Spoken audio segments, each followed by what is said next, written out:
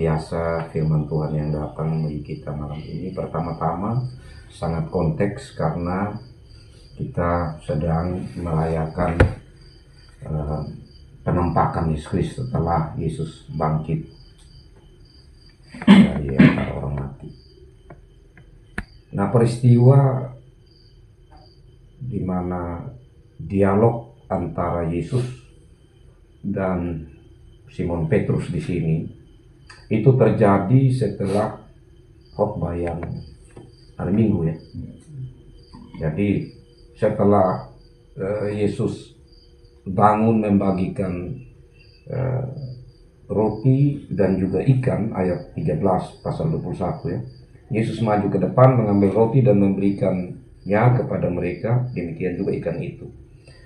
Nah, setelah peristiwa itu kita lihat di ayat 15, sesudah sarapan, berarti ini kelanjutan.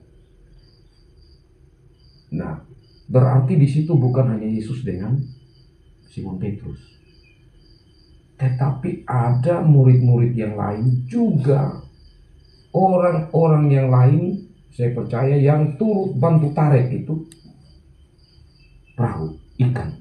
Karena waktu itu ada yang datang bantu. Jadi di depan itu Yesus secara langsung berbicara kepada Simon Petrus, dan saya percaya bahwa murid-murid yang lain mendengar, sehingga cerita ini menjadi cerita yang istimewa yang bagi penulis Injil Yohanes yang adalah Rasul Yohanes sendiri mencatatnya itu. Nah, apa yang penting di sini? Ya, terima kasih Bapak pembawa firman sudah menyampaikan banyak hal kepada kita, juga tambahan dari Bapak Penutur Hans. Ya. Nah, di sini yang pertama ada yang tafsirkan begini, Bapak. Ada yang tafsirkan ini Yesus tanya 3 kali karena Petrus pernah menyangkal 3 kali. Nah, ada yang tafsirkan begitu.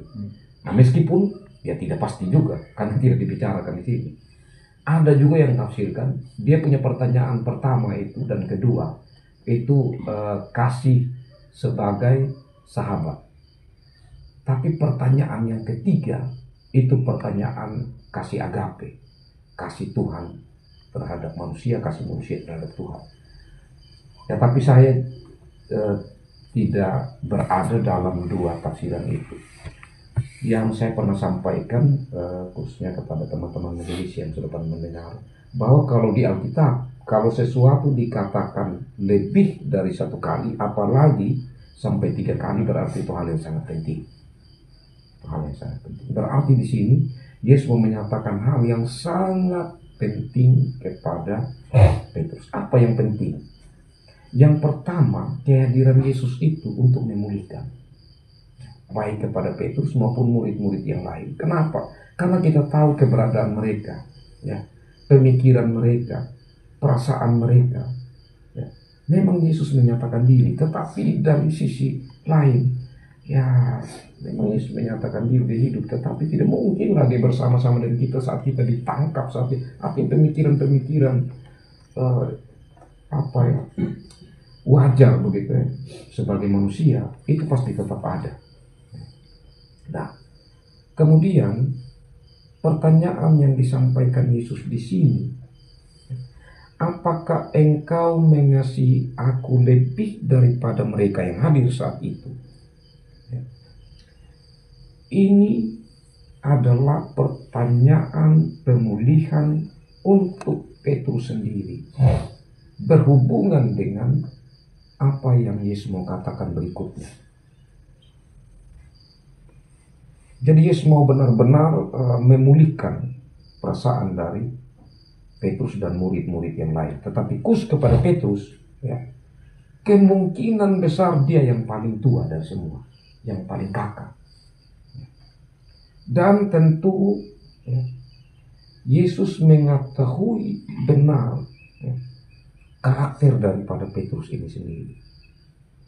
Jadi Yesus mau mendengar, meskipun Yesus tahu, tapi Yesus mau mendengar bagaimana jawaban dari Petrus, dan supaya yang lain juga dengar dan ikuti sebenarnya apa yang Yesus mau khususnya kepada Petrus. Nah, Jawaban Petrus, benar Tuhan, engkau tahu bahwa aku mengasihi engkau. Karakter Petrus ini kan karakter orang yang cepat-cepat, cepat omong, cepat bertindak. Contoh ya kan, waktu Tuhan Yesus bilang, ya nanti saya ini akan diserahkan ke tangan anak manusia. Oh, siapa nanti? Pokoknya kemana saja engkau mau mati juga saya akan ada di situ. Dia yang paling dulu ngomong. Bertindak juga begitu. Saat kubur kosong, perempuan-perempuan kasih tahu yang lari paling cepat duluan itu dia. Dan kita tahu karakter Petrus ini kalau kita baca, orang yang seperti itu.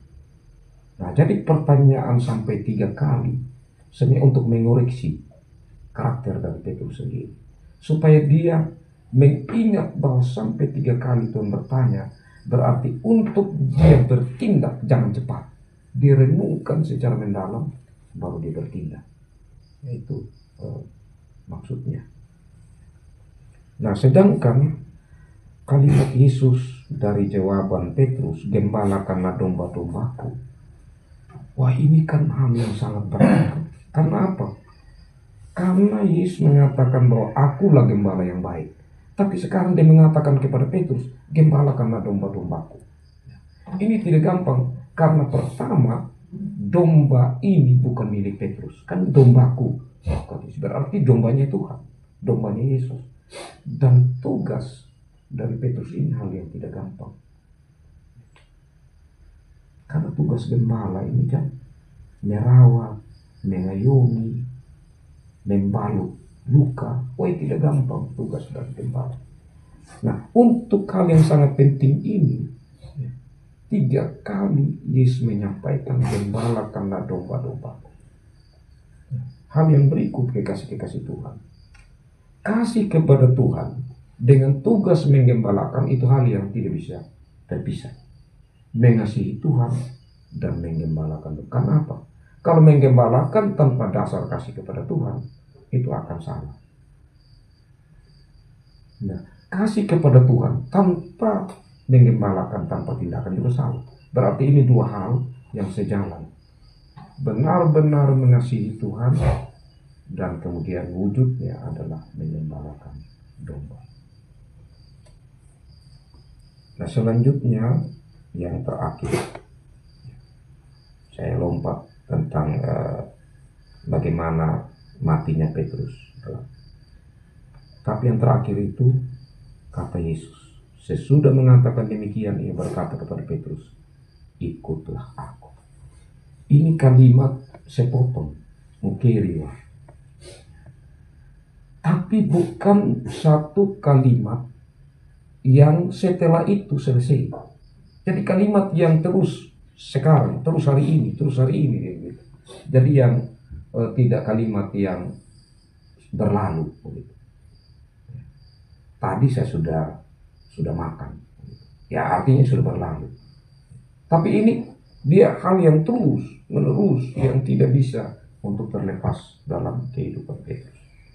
Nah, kata ikutlah aku ini adalah satu panggilan komitmen. Komitmen apapun yang terjadi, ikut. Apapun yang terjadi, ikut. Baik suka, ikut. Baik susah, ikut. Baik senang, ikut. Baik saat tidak senang, tetap ikut. Nah, itu yang tidak gampang. Nah, dari bagian firman Tuhan ini, apa yang penting bagi kita? Yang pertama, bahwa ya kita tentu khususnya kaum bapak, sudah berapa kali kita berjanji kepada Tuhan. Waktu pendeta bertanya mewakili Tuhan, ya dengan segenap hatiku saya percaya, mengaku dan berjanji. Untuk apa? Pertama-tama untuk dalam lingkungan rumah tangga kita seperti Pak Hans bilang tadi. Apakah kita wujudkan itu? Itu tidak gampang. Sebagai bapak-bapak, pertanyaan itu harus selalu menggema di dalam diri kita. Ya, saya juga sering lupa pertanyaan-pertanyaan itu dalam pikiran saya. Tetapi lewat malam ini, firman Tuhan ini, kiranya pertanyaan dan jawaban yang kita sampaikan itu selalu menggema untuk kita wujudkan dalam rumah tangga kita. Dasarnya adalah kita mengasihi Tuhan. Sehingga tugas kita sebagai bapak-bapak yang menjadi gembala dalam rumah tangga, ya kita belajar untuk mewujudkannya dan mengikuti Yesus tetap dengan setia apapun yang terjadi dalam kehidupan kita, karena kita yang menjadi teladan dalam rumah tangga, dalam masyarakat, dalam gereja. Demikian itu, minta maaf agak panjang sedikit Bapak Mama, saya kembalikan. Baik, terima kasih dari Bapak Pendeta sudah menambahkan akan firman kepada malam hari ini. Kiranya firman yang kita dengar pada saat ini